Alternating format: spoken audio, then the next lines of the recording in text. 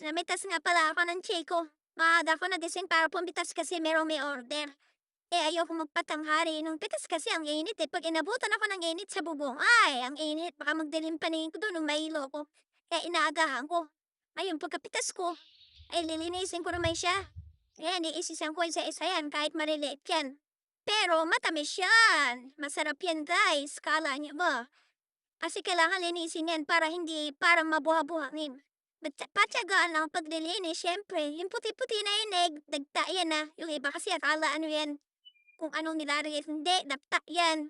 Yan eh, organic na chiko yan. Walang spray-spray yan, walang ano yan, gamot, kundi ano lang, mga pinagbalatan ng mga gulay-gulay na tinatambak ko sa puno niyan, yan.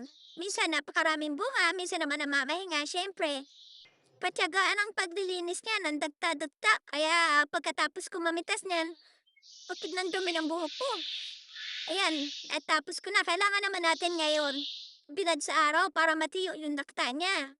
Kasi kailangan matiyo yung dakta niya para mahinog. Lang mga 3 araw lang kasi hinog na yan eh. Kukunin niya ng order. Mamaya, ngayong hapon.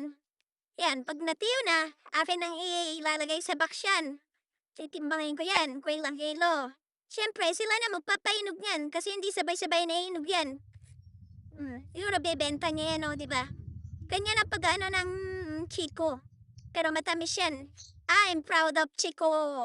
Matamis yan, Salamat sa inyong suporta at panonood. Like and share